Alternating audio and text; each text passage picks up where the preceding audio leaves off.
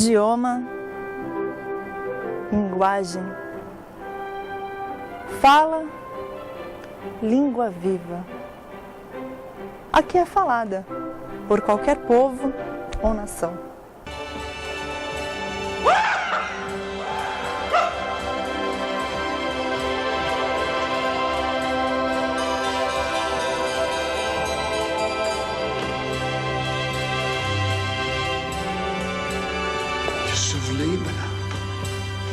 That, Angelo, is a masterpiece. And this is the version annotated by Umberto de Bologna. How many more rooms? How many more books?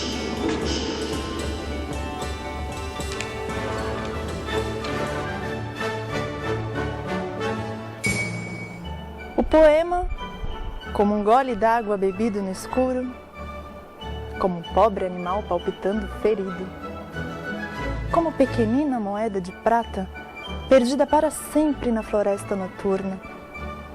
Um poema sem outra angústia que a sua misteriosa condição de poema.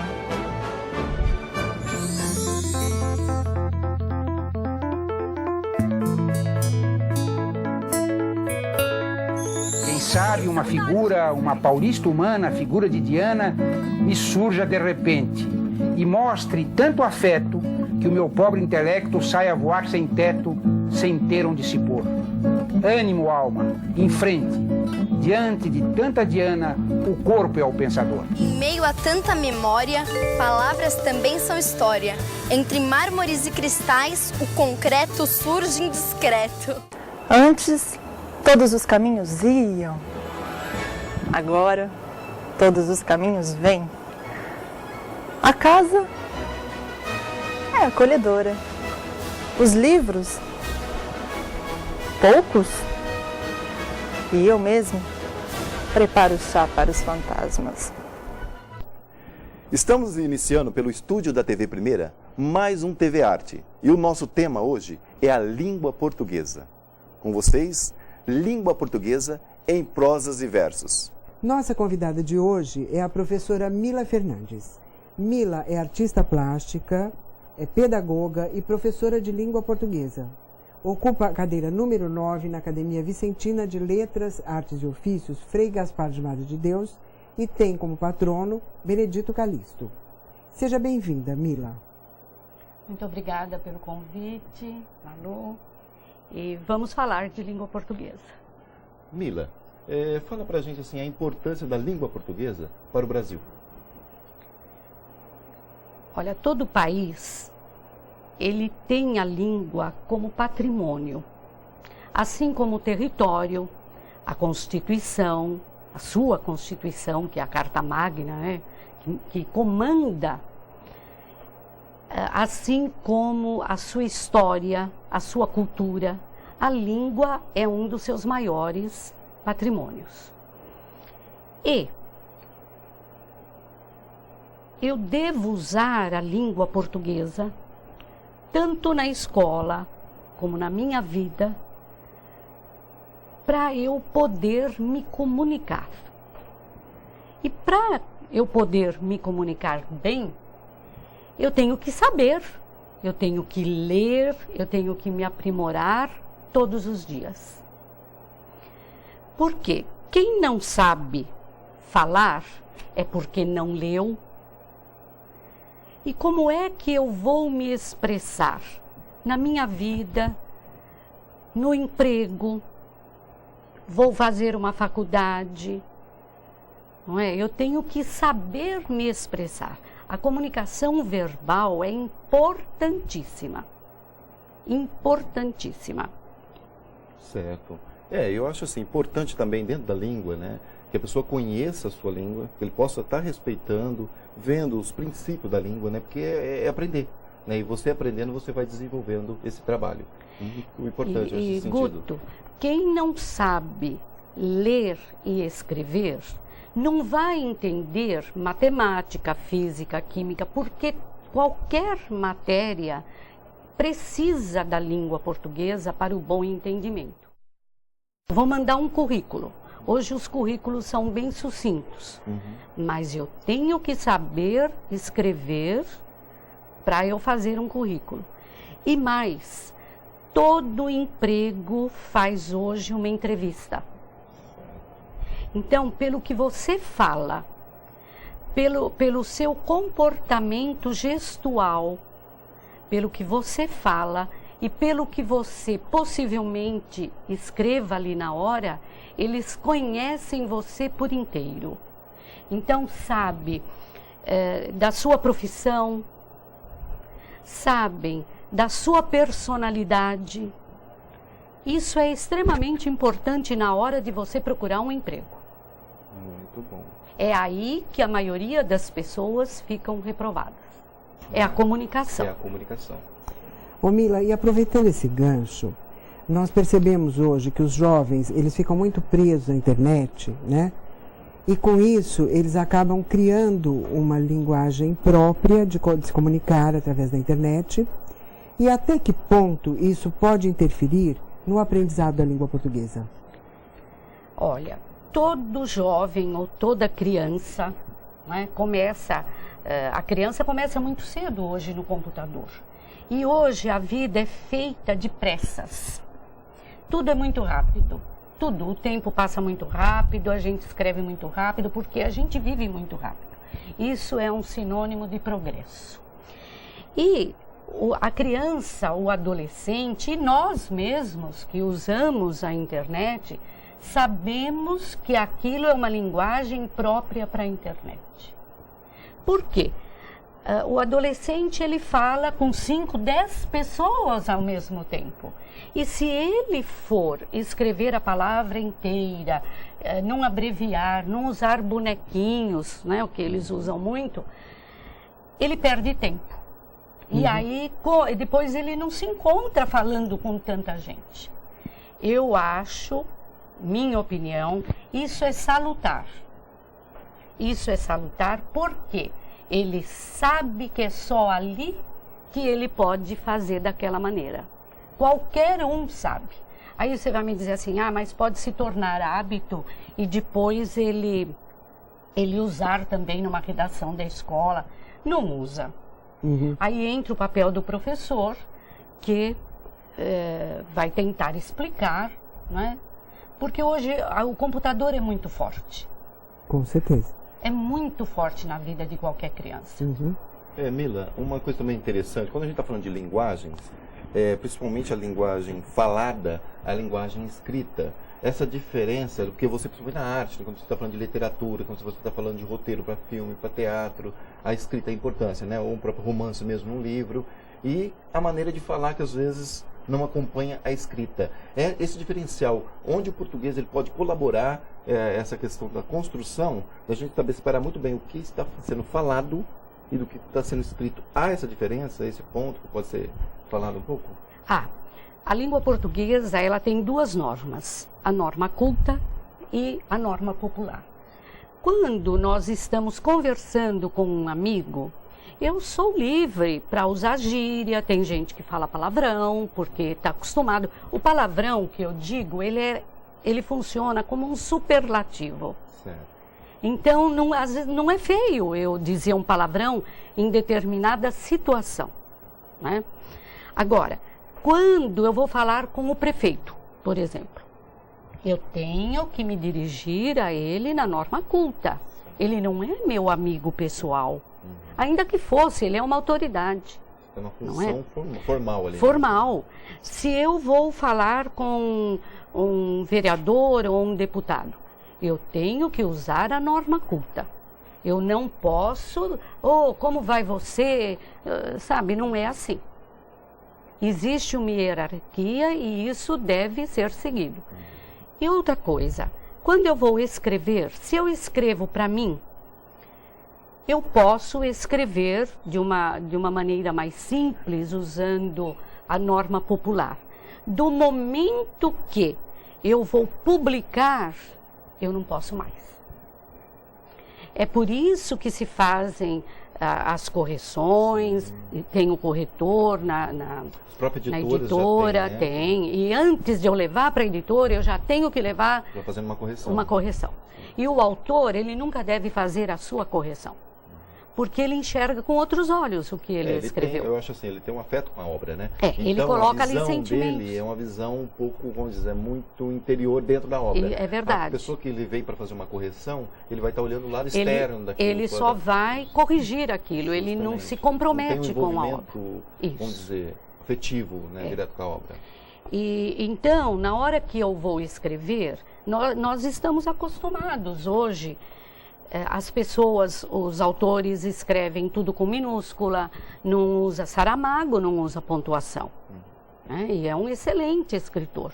Agora, eu me pergunto, e pergunto a você também, que mal faz eu usar a língua culta? Porque o leitor, ele tem que entender. Então não adianta eu usar a favor do meu estilo, eu começar pelo meio, pelo fim, vou lá, vou cá, uso minúscula, não uso nomes com maiúscula.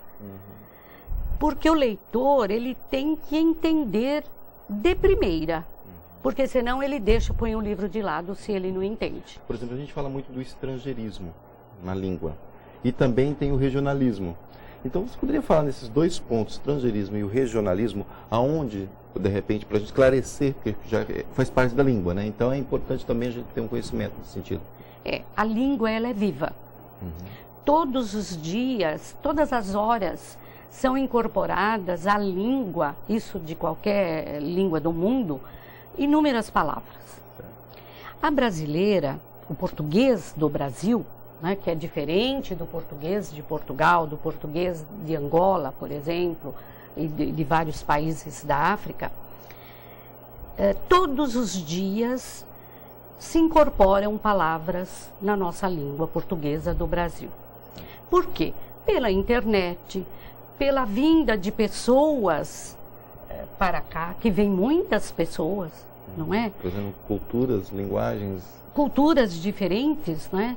O Brasil, você sabe bem que é um acúmulo de culturas, um acúmulo de histórias, um acúmulo de crenças, não é? Então, os estrangeirismos são incorporados na língua. Mas com hoje essa euforia da internet, então lá tem palavras que hoje são usáveis numa linguagem comum que antes a gente não usava. Não é? Por causa da internet e por causa das pessoas que vêm para cá e por causa dos brasileiros que vão viajar para fora. E você sabe que sempre se incorpora alguma coisa. Sim. Não é? Então, isso existe. Quanto ao regionalismo, isso é no mundo. Todo o país, Portugal, tem uma parte que fala totalmente diferente, né? Do português. Muito bem, Mila. Aí, uma aula sobre a nossa língua que eu acho tão importante. Mila, ficou alguma coisa que você queira falar, que de repente é bastante importante para a gente estar encerrando esse quadro? Olha, eu só gostaria que a Mila falasse uma coisinha aqui, que ela citou a diferença, por exemplo, da língua de Portugal e a língua do Brasil, né? E também uma coisa que eu gostaria que você comentasse, porque a gente sabe que hoje a língua portuguesa é praticamente, acho que a quinta mais falada do mundo, né? É. E que vários motivos estão, assim, incrementando esse interesse pela língua portuguesa. A questão econômica também. A questão econômica é uma das mais importantes.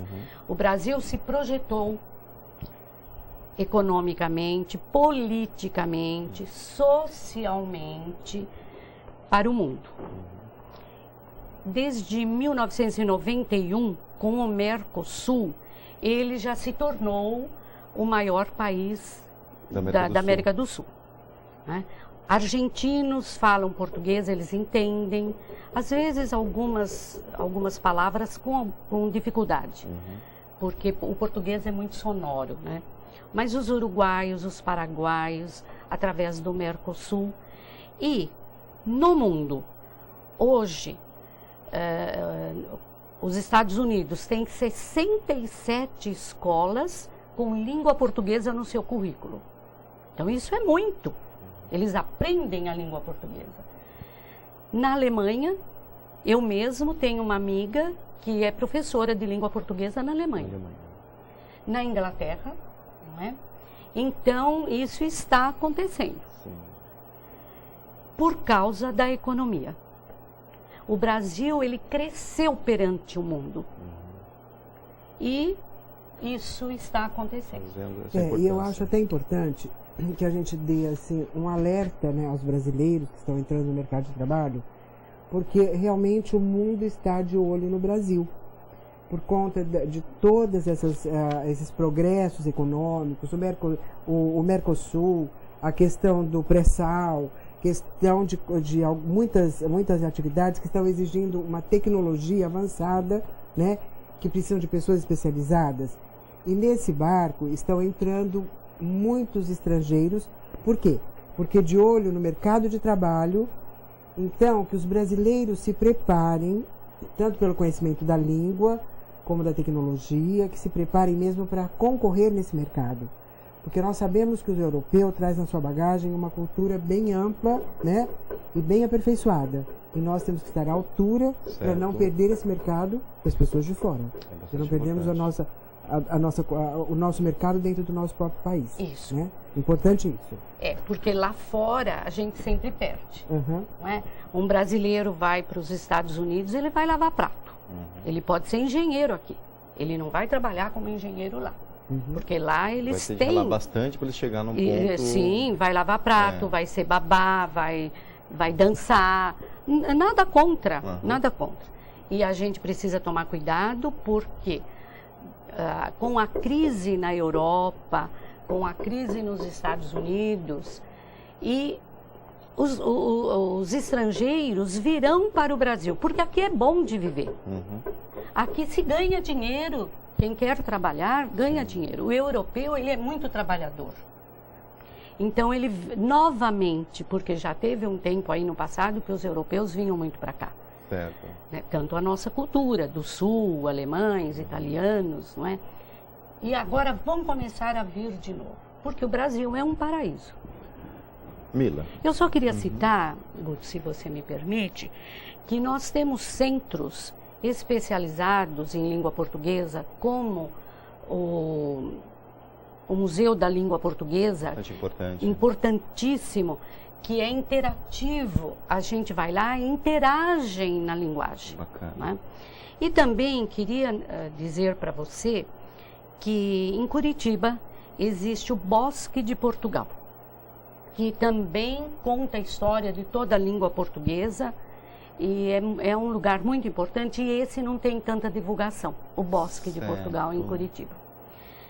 E também queria comentar aqui que nós vivemos numa região, a Baixada Santista, Praia Grande, São Vicente e Santos, uma região muito culta. São muitos os movimentos em prol da leitura e da escrita e da poesia. Certo. E coisas muito boas estão sendo apresentadas. Nós temos alguns movimentos importantíssimos em Santos. Aqui, em São Vicente, a Academia Vicentina de Letras faz esse movimento. Em Santos, nós temos o Mania de Ler, o Cafezinho Literário, nós temos o da Cláudia Brino, que até anotei aqui, Clube de Poetas do Litoral, nós temos Amigos Poetas do Litoral, nós temos os Poetas Vivos, que todos esses grupos fazem um trabalho muito bonito em torno da escrita e da leitura. Acabamos de falar com a professora Mila sobre a língua portuguesa, a importância que a língua portuguesa tem. Então, daqui a pouco estaremos voltando para falar sobre uma instituição que trabalha com a língua portuguesa. Nós vamos falar do Elos Clube no Brasil. Que saudade que eu tava de você e eu não vi a hora de te ver. Eu também tô com saudade de você, Ô, aproveita, banco, ó. Só não repara a bagunça assim, né? Que o Tonho nunca limpa a casa enquanto eu tô lá na roça, né?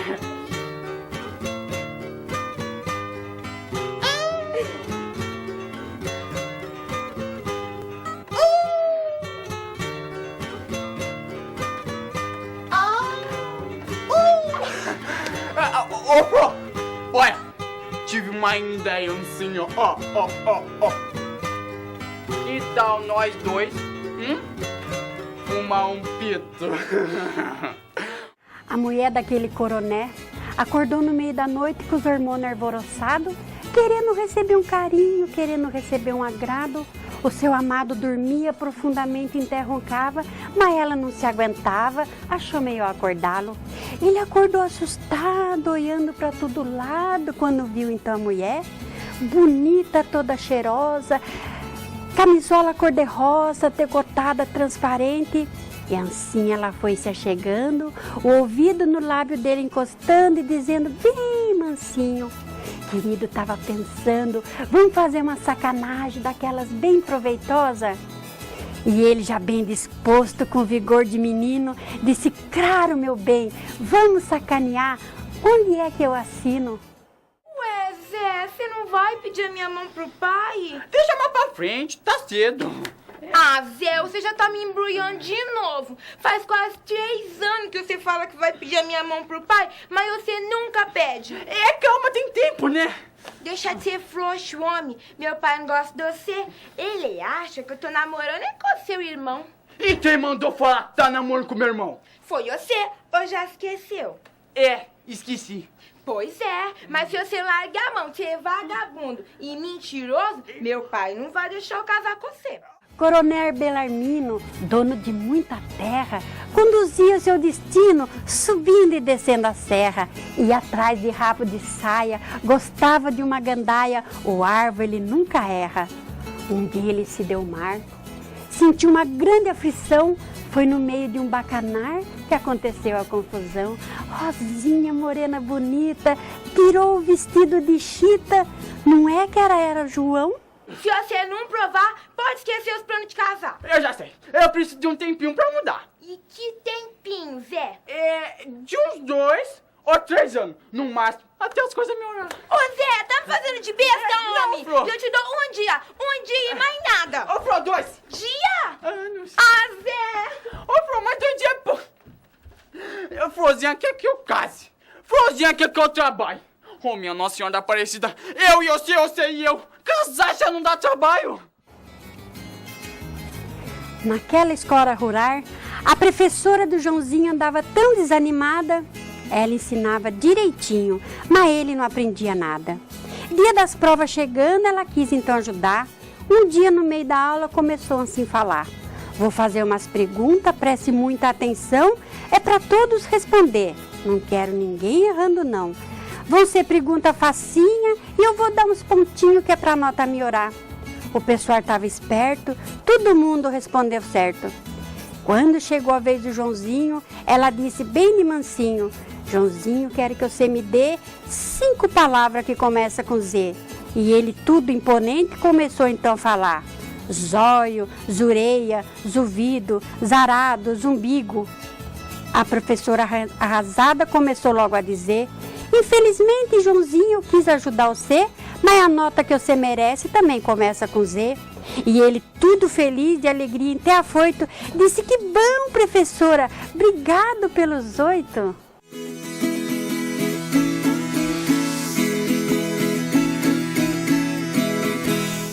E a partir deste momento, temos o prazer de receber aqui no estúdio da TV Primeira, no programa TV Arte, o senhor Roberto Frutuoso, que é governador do distrito elista número 1, que representa a região de Santos no Elos Internacional. O senhor Roberto é contador, advogado, administrador, participa de várias entidades como CDL, Câmara de Dirigentes Lojistas, Associação Capacete de Aço, Academia Vicentina de Letras, Artes e Ofícios, CIABEM, Sindicato de Administradoras, a SOAF, Associação dos Amigos da Fortaleza Itaipu, e está estabelecido em São Vicente há 40 anos. Nós trouxemos aqui o senhor Roberto para falar do Elos Clube. Roberto, uma pergunta, né? Vamos já na base. O que é o Elos? O Elos Clube é uma entidade que tem uma expressão internacional e foi fundada aqui em Santos. O primeiro clube foi fundado em Santos, a partir de uma reunião que houve aqui em São Vicente em 8 de agosto de 59. E esse clube ele foi formado com a ideia inicial da defesa da língua portuguesa e defesa das tradições luso-brasileiras. Então os eventos e as festas que vieram de Portugal para cá sempre foram movimentados pelo Elos Internacional, que aliás o nome correto é Elos Internacional da Comunidade de Lusíada, que é uma federação de clubes, né, que tem no Brasil, tem em São Paulo, tem no Rio de Janeiro, tem em Minas, tem muitos em Portugal também, que representa toda a comunidade luso-brasileira. Seu Roberto, eu só queria entender. Na verdade, o Elos Internacional já existia e foi fundado um aqui, ou não? Não. O primeiro clube foi fundado em Santos e a partir de Santos outros foram fundados em São Paulo, né? E depois, pela década de 60, que foi criado o Elos Internacional, como uma entidade representativa de todos os clubes. Puxa, realmente foi um crescimento. Isso é, muito porque bom, né? Inclusive o nosso idealizador foi o médico da Beneficência Portuguesa, o Dr. Eduardo Dias Coelho, né? Que ele teve como a ideia de criar um clube, além de defesa da língua portuguesa e das tradições também luso-brasileira, defesa do humanismo lusíada, que é o bom relacionamento entre as pessoas e tal, né? E porque na época, na década de 50 e 60, havia muito aquele problema da colonização dos países de África e Ásia, né? Então era importante que o português se afirmasse, né, como uma língua oficial de muitos países, e que realmente aconteceu, né?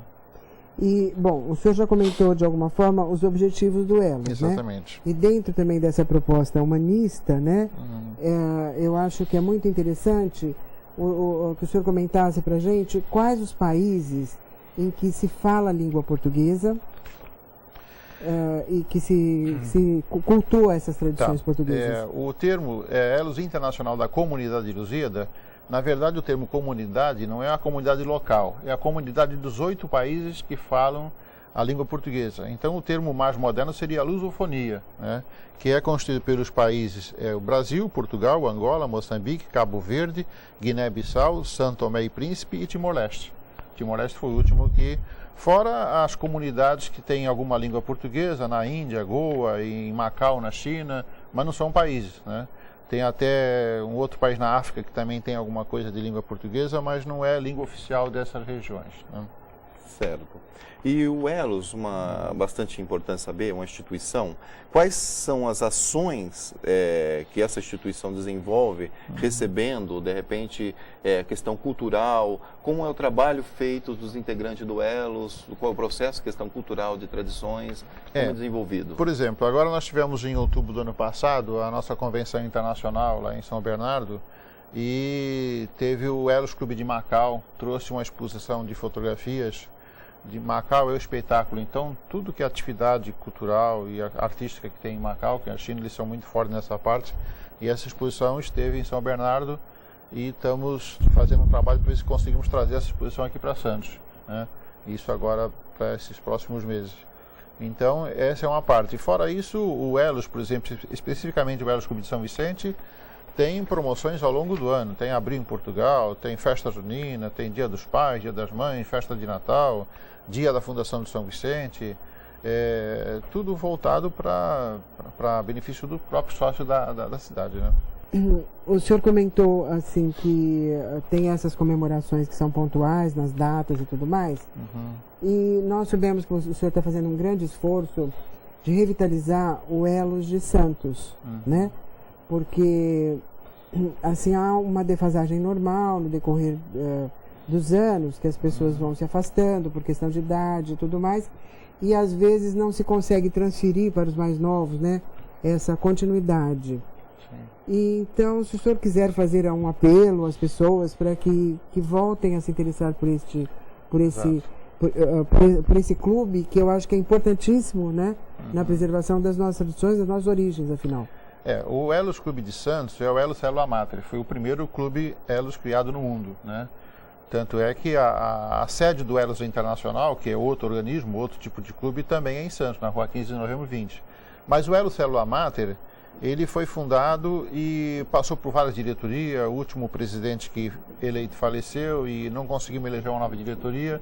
Então é um clube que não pode parar, não pode deixar de existir. Apesar que em Santos existem mais dois, né? O Elos Santos Centro e o Elos Martins Fontes. O Martins Fontes também está meio parado, mas nós estamos tentando reavivar esse Elos Clube de Santos Stella Mater com novas promoções, novos eventos, nova diretoria, atrair os jovens, fazer clubes de leitura, fazer reuniões mais produtivas, porque essas entidades, assim, eminentemente de cunho cultural, hoje em dia os jovens não se atraem muito, né? Então você tem que ter alguma coisa diferente, alguma promoção que atrai o interesse das pessoas e dos jovens para participar desses clubes, né? Mas estamos fazendo um esforço, já agora em março vamos convocar nova reunião, porque eu sou o governador do distrito ilista, né? Então o Elos também é separado por distritos, alguma região, distrito 1 aqui, no Paraná distrito 4, no Rio distrito 8, em Portugal outro distrito, em Minas também. Então o governador do distrito tem essa função de coordenar as atividades dos clubes da região. Tem alguma coisa que nós esquecemos de perguntar ou que possa estar realçando essa importância? Agradecer a presença, falar do Elos, essa importância que tem aqui na região, né? Vamos ter outras oportunidades de estar convidando e também novamente falando do Elos. Tudo bem. Tem alguma mensagem ou a mensagem final é que o Elos está à disposição de todos que quiserem conhecer e participar dos nossos clubes, né? Tanto de São Vicente, de Santos. Na Praia Grande também tem um clube muito ativo, que é ligado a uma... o novo presidente lá faz reuniões mensais e tem a participação do Sidney do Colégio França. Então, isso é importante. O Elos tem que se aproximar dos jovens, pelas escolas, né? Pela parte cultural, a parte de educação, né? E manter o movimento sempre funcionando, sempre ativo, né? No retrato que me faço, traço a traço. Às vezes, me pinto de nuvem. Às vezes, me pinto de árvore. Quem sou? O que sou? Em que medida só existo por meio dos outros? Sou mais autêntico quando penso ou quando existo? Haverá mais de um ser em mim? Pessoas. Pessoa. Fernanda. Prefiro rosas, meu amor, à pátria. E antes magnólia amo. Que a glória e a virtude, logo que a vida não me canse, deixo que a vida por mim passe, logo que eu fique o mesmo. Que importa aquela a quem já nada importa? Que um perca e outro vença, e com o outono cessam. E o resto? As outras coisas que os humanos acrescentam à vida, que me aumentam na alma? Nada, salvando o desejo de indiferença e a confiança mole na hora fugitiva.